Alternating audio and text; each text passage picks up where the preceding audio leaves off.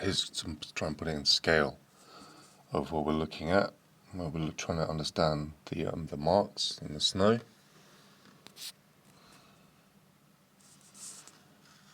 Try and put it in some context.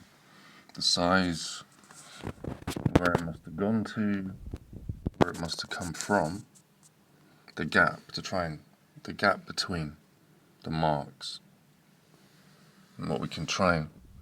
It looks like something, but where did put it in scale of the size of what it was? Then where does it go to then? And possibly, because this is all we see, right? Now, last night, this wasn't here.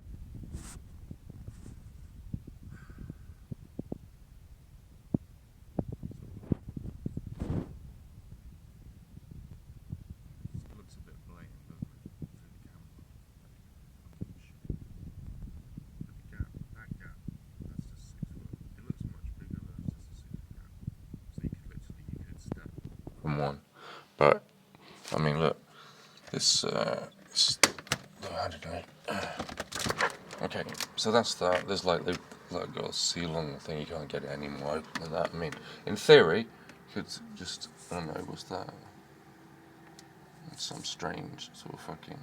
Okay, in theory, here's the theory. In theory, I took this off at night. Somehow, did that. In theory, made that. I mean, it looks on the camera very convincing, like that's a shoe print.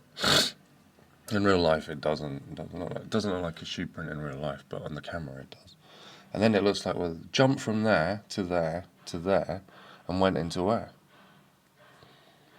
And we saw the size of the juggernaut that was there, right? But this is kind of like a stupid thing to do. Like, if I did that, that's pretty stupid.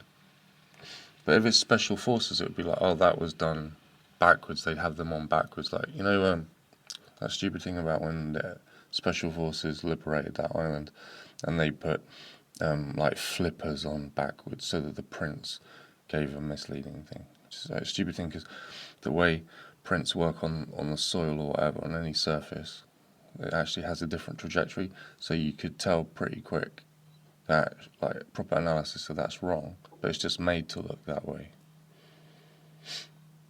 Because the way, like, the flail, it leaves a sort of wake, a trail, if you're doing an analysis of what it was.